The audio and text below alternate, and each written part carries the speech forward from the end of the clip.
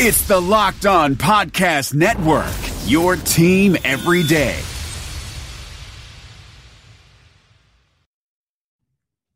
Welcome into a special Friday edition Locked On Bills podcast. I'm your host today, Kevin Masseri, here with a special guest and old NFL contributor to Building the Herd, Kevin French. Kevin, how are you doing today? I'm doing great. How are you? Glad to have you, man. Really good to have another perspective on the show, as you know that's something we focus on here at Locked On Bills. Today we're gonna talk about free agency, what the Bills are doing out there in the market, what we think's good, what we think's bad, what they need to work on here and the second wave of free agency, and a little bit more about what's going on. Also, shout out to the UB Bulls for their victory against Arizona. Really good for the Buffalo community. Really seeing the support from the Bills organization. We saw Sean McDermott give them a shout out, and lots of coverage nationally. And you can see locally they're getting into a lot of help here. So I wanted to make a shout out to them, and once again to my followers. Appreciate you hanging in there during NCAA season, UB Bulls, as they continue their game against Kentucky tomorrow at 5 o'clock. So tune into that. In the meantime, Kevin, what have you thought so far about the Bills and what they're moving on from Tyrod Taylor, obviously, and going to an A.J. McCarron on a little bit better of a contract, obviously looking to be the backup. The Bills need to address quarterback in the draft. Yes, absolutely. Now, I'm normally a fan. I think there's a successful track record for teams that have a veteran quarterback on the staff and then build a rookie behind him. I'd like to see the Bills draft a quarterback, but not necessarily start them week one. Okay. I think that you don't need to throw a guy in right away. There's potential to let him sit, watch, learn, and the college game is not the same as the NFL. And just because you had success in college doesn't mean you're going to transition to be able to play week one at a high level. And we've seen guys that have been able to do that in recent years. Deshaun Watson last year was phenomenal. And before he got hurt, he was going to be the rookie of the year. I don't know that the Bills are going to be in a position to get a guy like that, even if they could get Landry or another top quarterback at their spot. Even if they do move up to try and get somebody, I don't know that you necessarily want to start them week one if you have another option. Sure. And is your immediate – okay, so the Bills are sitting at 12 after trading Cordy Glenn and pick 21 to Cincinnati. A lot of similarities with Cincinnati lately for some reason. They just signed Preston Brown, breaking news, for a one-year deal away from the Bills. The Bills probably didn't offer him much, didn't value that 4-3 inside linebacker position highly. Cincinnati loves their 4-3 linebackers, and we don't know the money yet on that, but he's signed over there.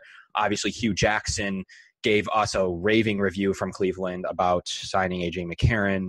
Not really sure why we were on the phone with Hugh Jackson about him, maybe because he coached him, but he did give us a review to sign him. Ended up being a really modest deal, 2 years, up to 10 to 15 million, but really only about a $3 to $3.5 million deal. Really good, as we saw with obviously we saw this year with Nick Foles being a backup and actually playing really well. So everyone's going to this 2 quarterback system where everyone wants to put a backup on their roster. It's kind of old new, it's kind of new from the old school style of if your starter gets hurt, you're done. Everyone's kind of following suit now with let me actually care about backup quarterback. Do you think that that's a good thing, or do you think that's just getting overblown because Foles played a good playoffs? There is a little bit of that. Every Super Bowl, there seems to be overreaction on something.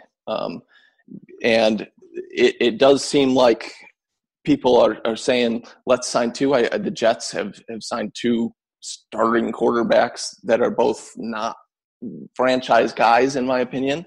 But the point I think that they've seen is that you can still win a Super Bowl if your guy gets hurt. Carson Wentz goes down, and I actually live in the Philadelphia area, and a lot of the fans threw up their hands and said, well, we had a good run. I hope we can just win one playoff game. Right. Then they got to the championship game. I hope we can get past, Minnesota, but we're not putting our hopes super high, even though Foles had been playing well. It was just as soon as Carson Wentz went down, the city was deflated to the point where nobody believes in a backup.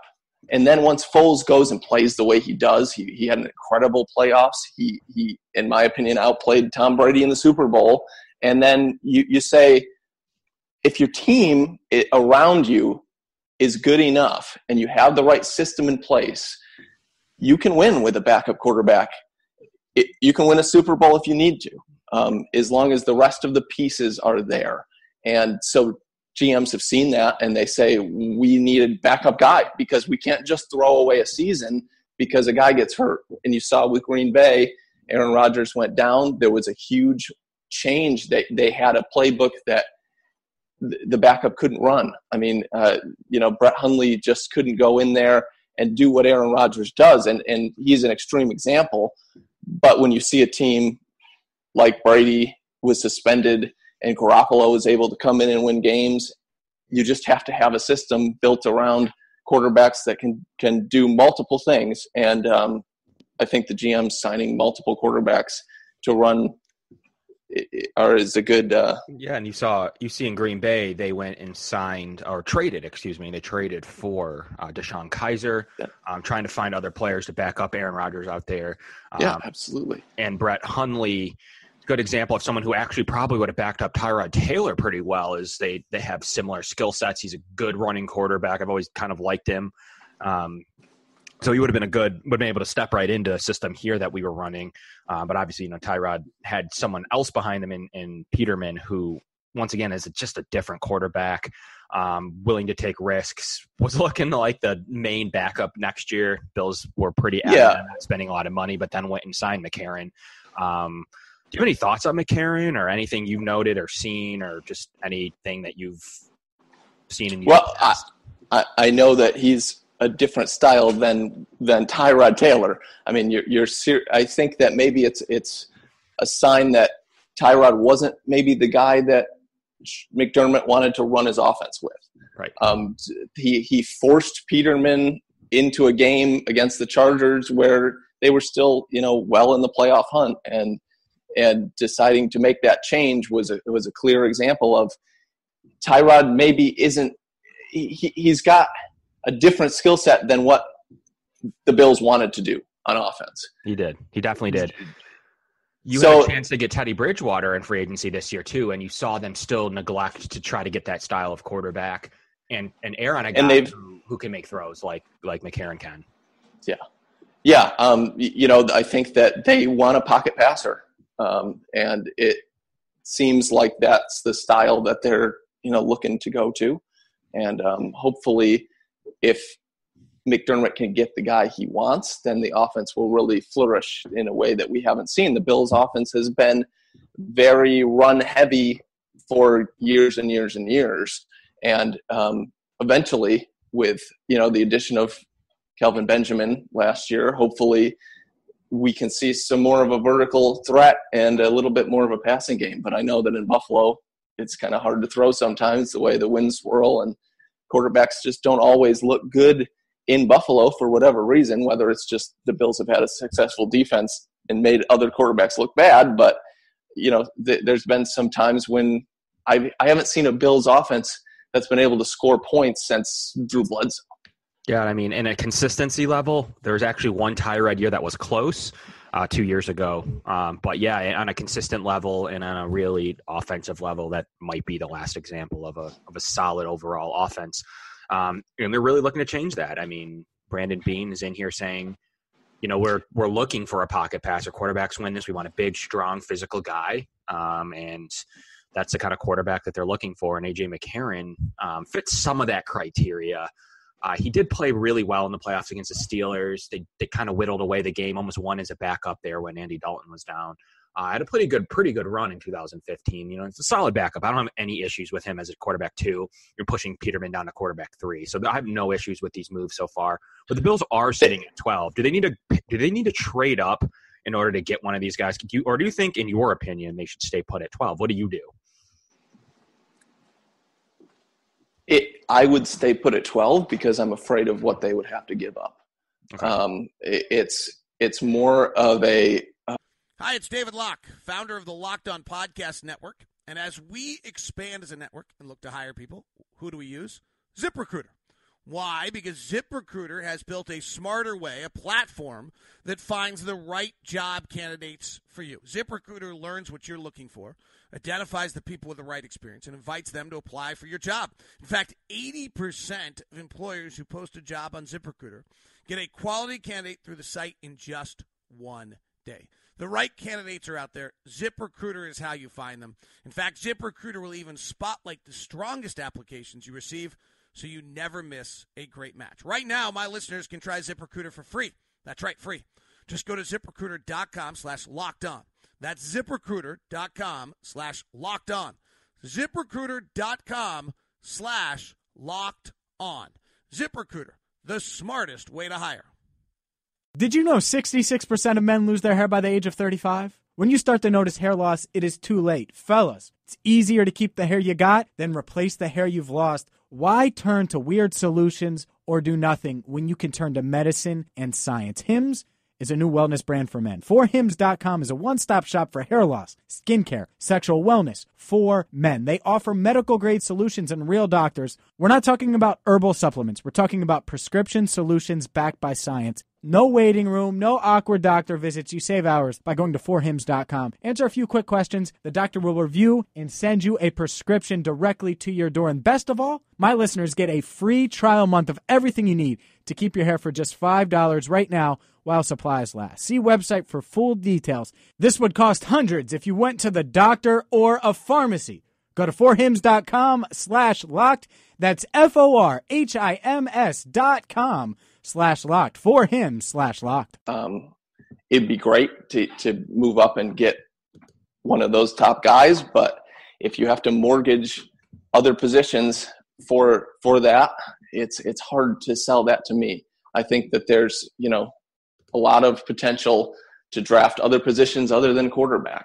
So if you have to, what I would like to see the Bills do is see if they can't trade for another veteran. But it looks like that ship has sailed, as most of the veterans have already been signed and traded for already. I don't know if it's too late or not for them, but it would be nice to see them be able to draft somebody and still add an additional veteran quarterback. Yeah, I mean, there is some credence to what you're saying. A lot of people like the model of getting a veteran quarterback and staying put even at 21 and taking the best available quarterback in their board at that spot. And now that they're up to 12, it really gives them even more options, as the Bills obviously traded Cordy Glenn to Cincinnati in a value swap of about a second-round pick is what that turns out to be for him. So I think it's at 12, you're in range from, you're obviously not going to get Sam Darnold, who's probably going to go 1 to Cleveland. We don't know where Rosen's going, but probably top 5. And then you're going to have, Allen. A lot of Bills fans do not like Josh Allen. They just don't think he's done it, well enough. And then you have, obviously, I don't believe they're after Lamar Jackson, even though I like the player. But you do have Baker Mayfield. Where does Baker Mayfield go? The really intriguing Oklahoma prospect. Do you have any thoughts on Baker Mayfield? Any of those guys, Kev? Anything you've seen? Or I was very impressed with Baker Mayfield when I saw him. They lost that very close national semifinal game this past year, and Oklahoma's offense was exciting to watch, and he was making some real NFL throws.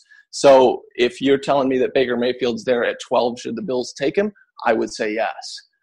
That's definitely something I would think that they should be able to do. There's always, the question of, can you even trade back again and still get a quarterback that you like and get even more? Yeah, there's always an option of getting more draft picks and trading back. I think the Bills are solid at 12. They think that that's the highest/lowest they can be to play in the market. Now with the 4 quarterbacks we've named, and even Lamar Jackson's 5, you would think the problem is, do they like them all, or is there one specific target that they're trying to do it? Just in general football knowledge, Do you stay at 12 and let the board come to you, or do you have to make a move if you start to see 2 go and then 3 go? Like what do you do, or do you just say no? I'm not paying that because now we're getting ridiculous. So do you just stay at 12 and hope Baker's there, or what's the theory? So, I think it has a lot to do with their feelings on AJ McCarron. I mean, if they've traded for him and they say we're pretty high on him, we are confident that we can go with this guy, then you're okay sitting at 12. But if they've traded for him with the total focus, he will be our backup, we're going to draft a rookie and start him, you're going to have to start to get antsy if a couple quarterbacks get off the board early, because you don't want to be sitting there saying there's nobody left.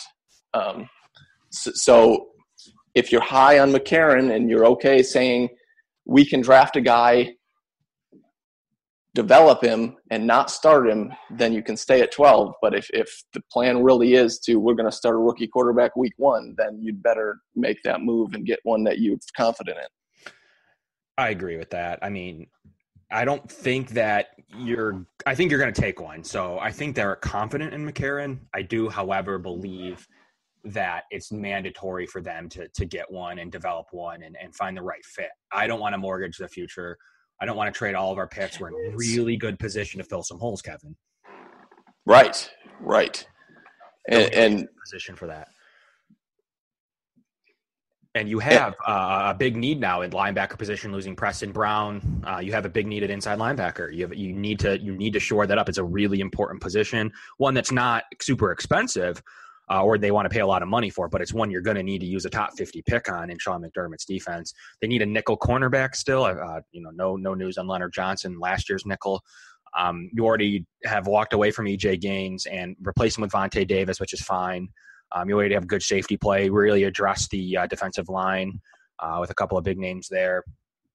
So running back, Kevin, they have Chris Ivory as their number 2. They signed a couple of backups, Tywan Jones from last year's team as well, Tavares Cadet, both special teamers, receiving back types, guys you have in third down and depth guys.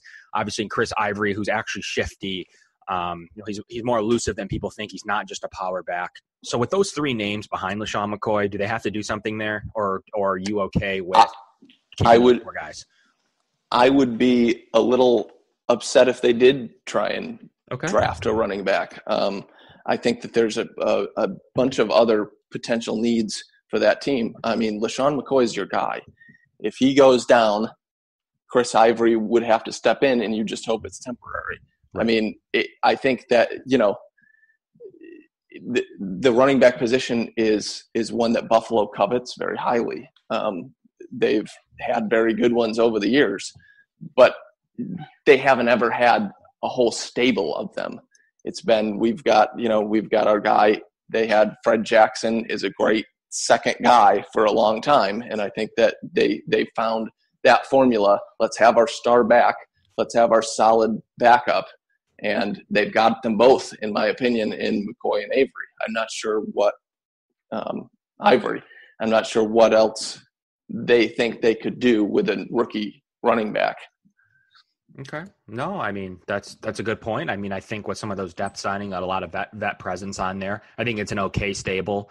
I don't know how crazy you're trying to get, but that's another fad we've already seen with the Alvin Kamaras of the world, is stashing, a second or third round pick of high quality behind a starter like Mark Ingram. How much value that had for the Saints offense last year, watching them go from 7 and 9 and really not really doing much else. Other than adding in, hitting on a couple of draft picks. That's really what they did there in Lattimore and obviously a couple others that, played extremely well in that organization. Wide receiver, we talked about it a tiny bit with Kelvin Benjamin.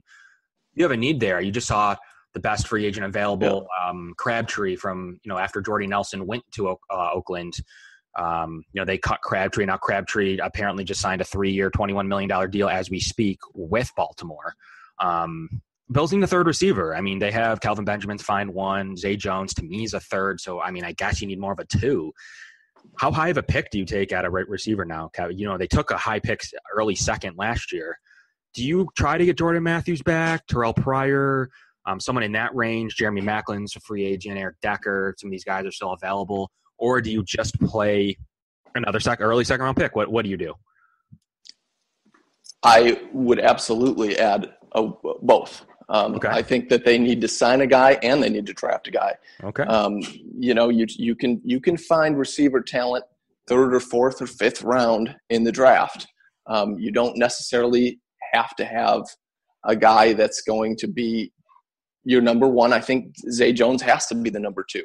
You say you think he's a number three. I would agree with you, but if you can't sign, you have to re-sign one of those veterans to have Jordan Matthews on the other side or somebody else to go along with Zay Jones. But the position that the Bills took him in, he has to be a number two guy. You can't just throw it away and say, well, he'll be number three and we'll find, another receiver this year. I'd get another rookie. I'd sign another. I'm John Ledyard, co-host of the Locked On NFL Draft Podcast, where Trevor Sikkema and I are busy bringing you informative, fun NFL draft content 5 days a week during the throes of the NFL offseason. From March Madness brackets to determine the top prospect in the draft, to team war room sessions breaking down who should be each franchise's first-round pick, we bring you all the best NFL draft talk your heart desires, Monday through Friday on the Locked On NFL Draft Podcast. Bet, and then I'd have four receivers that you can really depend on. Okay. No, I think that's where most Bills people are at with that. I think a lot of people would agree with that, sentiment that is the way to fill this out. And they already have a vet and they already have a younger player, so they want to do the same thing this year. They want to of what they did last year. Now, those names I meant, obviously the draft is for another day. We'll get into some of those prospects in the third and fourth round, like you mentioned, you can get into. But let's talk about free agents for right now, as phase 2 starting up. Is there any of those names I mentioned earlier that you like? Jeremy Maclin, once again, Eric Decker, Terrell Pryor, Jordan Matthews that we had a little bit last year, Mike Wallace. Anything that jumps out to you? My fear would be that they don't get any. Okay. If they can get one of those veteran guys to have another outside threat, then that's where they're going to need to go. I mean, I think part of the problem is every team in the league has use for another receiver, right?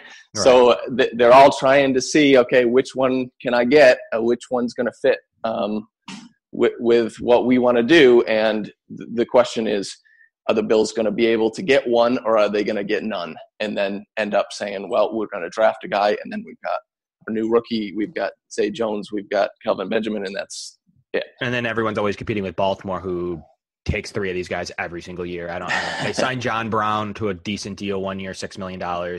They just signed Crabtree. They were going to sign Ryan Grant from Washington to a big deal, and then claimed he failed the physical, which was weird. And then they go out and sign Crabtree the next minute. So that's kind of strange. What's going on there? They cut a guy that they signed last year, in Maclin. They didn't, apparently wanted to just keep making moves at this position. But, another name I know you probably know a little bit about, Jeff Janis. What's going on with him in Green Bay? Anything you know? He's a free agent right now. Anything? So as far as Jeff Janis goes, he's kind of your poor man's Jordy Nelson. He's a more of a possession receiver. He has, that kind of speed, decent route running. He's a guy that they could certainly add. I wouldn't be surprised to see him go and leave Green Bay. I don't think that there's a definite fact that he's going to re-sign with them at all. So he's definitely out there. He's one of your more inexpensive options, I suppose. Yep. But yeah, you're looking at a number 4 receiver with him. Well, we need it. I mean, and you mentioned needing to add a vet, and wherever Zay Jones slots in, could be 2, could be 3. They do still need a 4 in Janis type of player. Or special teamer, which the Bills really value, especially with this coaching staff. Do you have any insights onto his special teams value? I know McCarthy loves him there. Yeah, I mean, that he plays great special teams. Unfortunately, in this day and age, you can't really keep a roster spot for a special teams guy.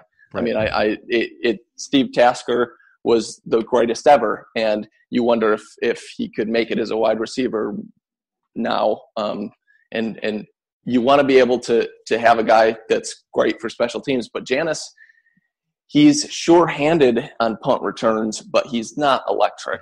I mean, he's not somebody that's going to really do much other than fair catch the ball cleanly or get you, a few yards. But it's not like you're sitting there saying, "Oh, this guy's a punt returner that's going to get us punt return touchdowns." He's the safe ability to do that if that's something that you're looking for. Yeah, and I mean, and especially the Packers, who always have a deep receiving core with, now that they have Adams and Cobb still looks like he's going to make it, and Geronimo Allison and a couple others. They always seem to have a deep, so they can't just waste a ton of spots on their special teams receivers when they have a solid receiving core otherwise. So I understand that theory. But there's a lot of good names. Deontay Thompson was a guy in Buffalo that played really well. So there's still a decent stable here. It's not, you're not always just going to be everyone bidding on your Michael Crabtrees.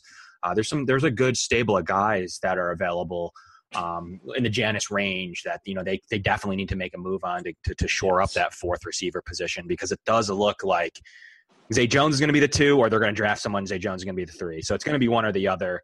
And then they still definitely need a fourth receiver in Buffalo, especially if they want to go to more of a pocket passer and limit the running game a little bit there. So give me some final thoughts on those, Kevin, while we have you. What are you thinking? So, I mean, I think that there's also some potential. You talk about, the need for another receiver. I wouldn't mind seeing them pick up one of these free agent tight ends. Eric Ebron was just cut the other day. There's potential for them to pick up another receiving tight end to go with Charles Clay. And then you can throw out 2 tight ends and show that running look so that you're afraid that they're going to block for McCoy because you're a run-first offense. And then you play action, both tight ends go out to catch passes, and you have got something that you can get first downs with. Yeah, and these guys are getting money this year. I mean, tight end's just one of those positions. Ed Dixon just signed a 3-year, $14 million deal. Obviously, Tyler Eifert, 1 year, $8 million back with Cincy. Jimmy Graham, 3 for $30 with Green Bay. Austin Seferian-Jenkins, 2 for $10 with Jacksonville. Trey Burton, 4 for $32 with Chicago. Man, Chicago. Really leaving only Eric Ebron. I don't know, what is Martellus Bennett's deal? There's really not a ton out there. 37-year-old Ben Watson always seems to be productive. Brent Selleck. There's a couple. Julius Thomas, 29 years old, had a good end of the year last year. Richard Rodgers, 26 years old. Give me anything there. I mean, anything you can tell us. Bennett, Richard Rodgers. Martellus Bennett seems to be a locker room poison, more so than. So I wouldn't foresee anybody really wanting to deal with that. I mean, I'm sure he will get some 1-year deal somewhere. As far as Richard Rodgers, it would be a good addition. He has the ability to pass, catch, and block, but his speed has been really the issue. You see a lot of these great receiving tight ends have the ability to stretch the field, and it always looks like Richard Rodgers is just a step slow. And that was kind of his hindrance. How's his blocking? Do you know? It's good enough. He's certainly not what you'd say is a blocking tight end. He's not his only purpose is to block.